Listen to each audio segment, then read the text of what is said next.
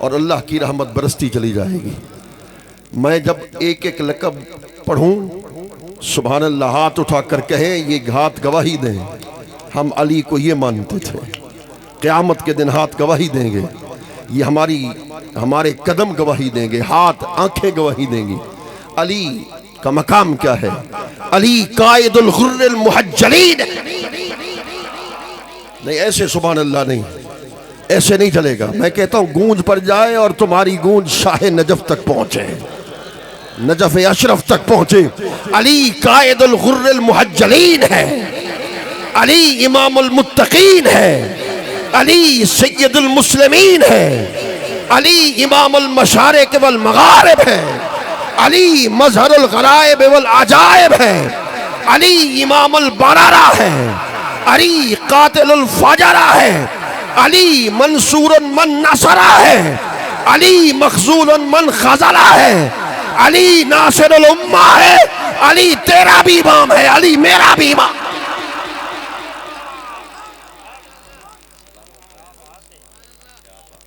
مولا کائنات حضرت علی المرتضیٰ کرم اللہ وجہہ، اگر مجھے اجازت دے دو تھوڑی سی بات عقیدے کی کر کے پھر آگے اہل بیت اطہار کے فضائل بیان کر کے آپ سے رخصت چاہوں گا۔ سوال پیدا کرتے ہیں یہاں، قصے دوڑے کہانیاں سن سن کے ہماری عادتیں بن گئیں، قرآن سے تعلق کو توڑ ڈالا۔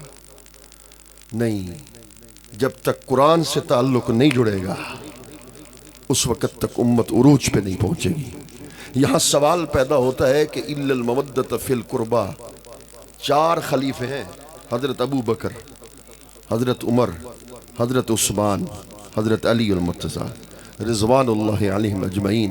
ان 4 میں سے اس آیت میں ایک کی محبت واجب ہے، وہ ہے حضرت علی۔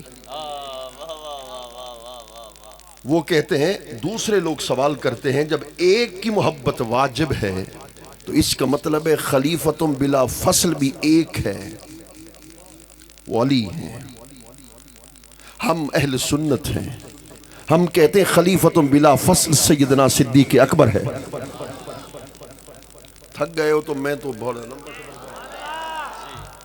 وہ کہتے ہیں کہ حضرت علی خلیفتم بلا فصل، ہم اہل سنت ہیں، ہم کہتے ہیں سیدنا صدیق اکبر خلیفتم بلا فصل۔ میں نے کہا کوئی دلیل تو ہوگی آپ کے پاس؟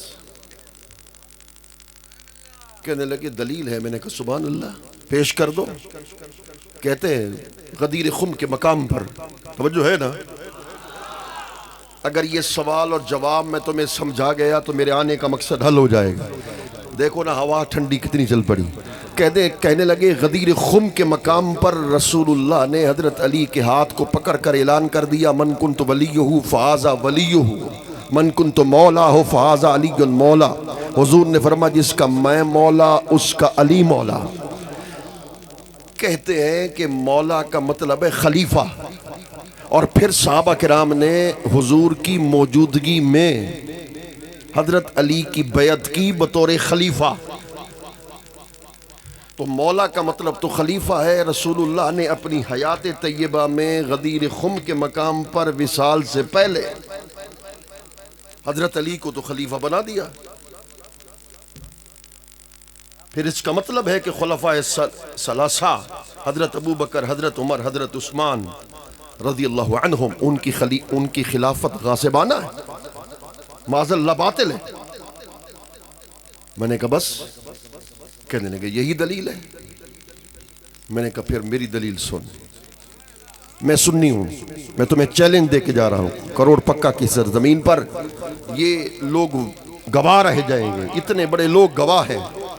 تم قیامت تک میری کتاب سے نہیں اپنی کتاب سے ثابت کر کے مولا کا مطلب خلیفہ،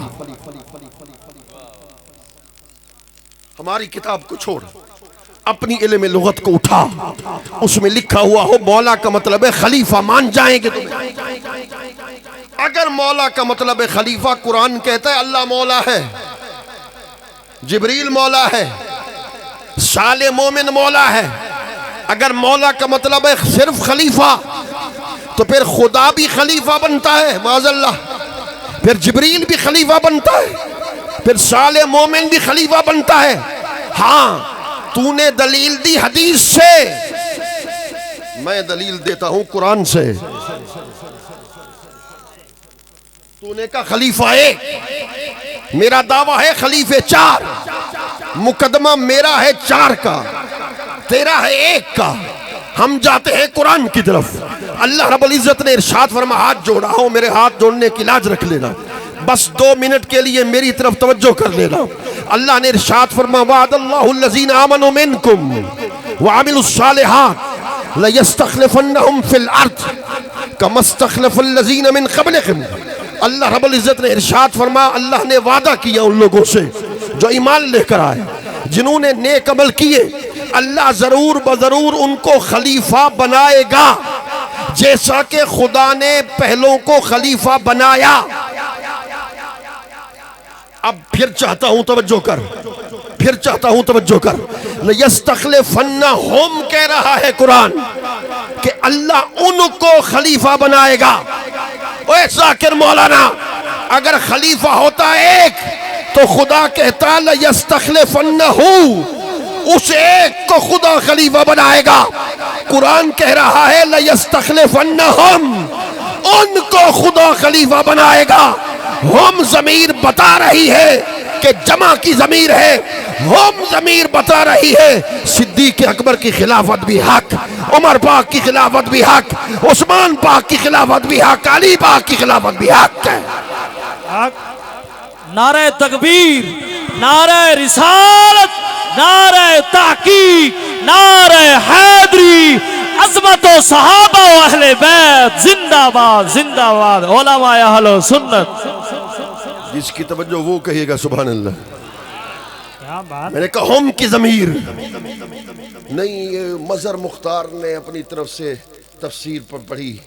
میں نے کہا چلو اگر میں اپنے کسی بڑے کی تفسیر کو پیش کر دوں تو نہیں مانے گا۔ توجہ ہے نا میری طرف؟ اتنا تو حق رکھتا ہوں کہ تمہارا عقیدہ تو مضبوط کر کے جاؤں نا۔ کہنے لگے، میں نے کہا اگر میں اپنے کسی بڑے کی تفسیر کو بیان کروں تو آپ رد کر دیں گے۔ آیت قرآن کی تفسیر تیری، ضامن مظہر مختار۔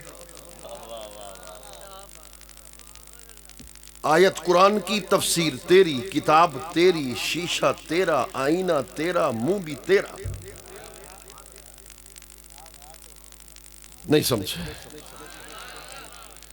اٹھا تفسیر کمبی کو، اٹھا تفسیر صافی کو، انہوں نے اس آیت کی تفسیر میں لکھا لَيَسْتَخْلِفَنَّهُمْ اے لَيَجْعَلَنَّهُمْ خُلَفَاءَ بَعْدَ نَبِيِّكُمْ۔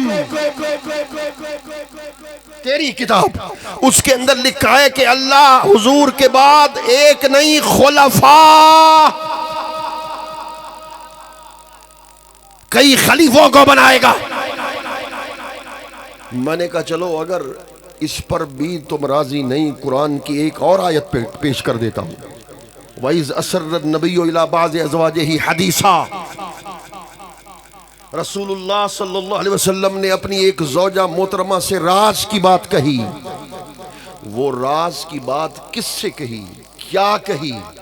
حوالہ تیرا، کتاب تیری، تفسیر صافی، اس کے اندر لکھا ہے کہ رسول اللہ نے حضرت حفصہ بنت عمر جو فاروق اعظم کی صاحبزادی ہیں، رسول اللہ کی زوجہ، حضور نے ان سے راز کی بات کہی۔ جب میں ان کا حوالہ پیش کر کے، حوالہ پیش کرنے کے لیے ورق گردانی کرنا پڑتی ہے، محنت کرنا پڑتی ہے، جوہر آپ کے سامنے پیش کرنا پڑتے ہیں۔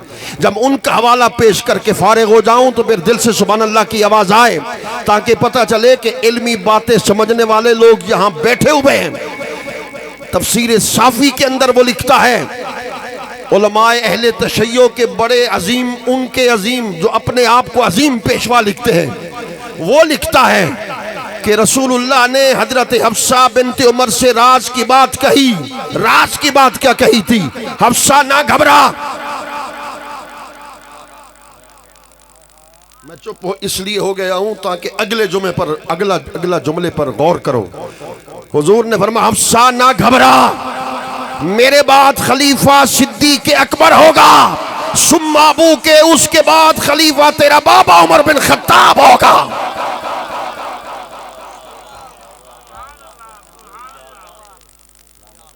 جس کا دل ٹھرے وہی کہ سبحان اللہ. یہ امام ہے، مثلا کسی مسجد شریف کے امام ہے، چھٹی جاتے ہیں گھر، جماعت میں سے اسی بندے کو اپنا نائب بنائیں گے جو مصلی کا اہل ہوگا.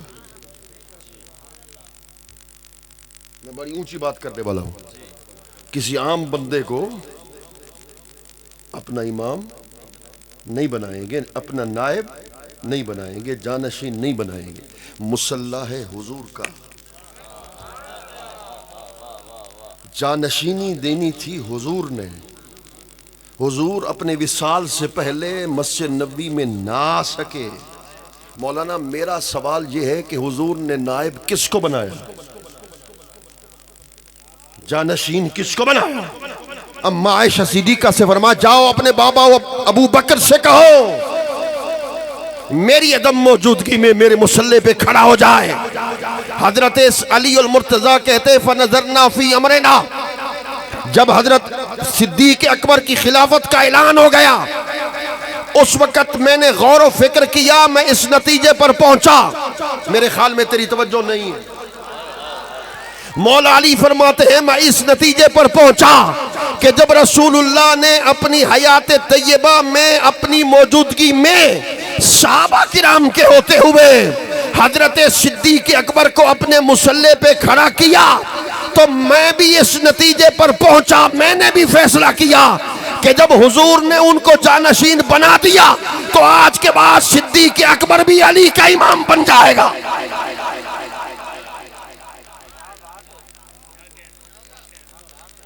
مولا کائنات حضرت علی المرتضیٰ کرم اللہ وجہہ، خدا کے لیے ان سے بغض ایمان کو ختم کر دیتا. ان سے بغض مت رکھنا. ہاں عقیدہ ہے اہل سنت کا، ہر صحابی نبی جنتی ہے، یہ عقیدہ ہے اہل سنت کا. حضرت سیدنا صدیق اکبر سے لے کر حضرت ابو طفیل تک، حضرت امیر معاویہ تک ہر صحابی جنتی ہر صحابی جنتی، اس میں کوئی شک نہیں. مگر آؤ علی کی شان سنو. رسول اللہ صلی اللہ علیہ وسلم، حضرت ام عطیہ فرماتی ہیں رسول اللہ نے ایک لشکر کو بھیجا جس میں علی بھی گئے. چونکہ اگلے پروگرام میں بھی جانا ہے، میں ایک دو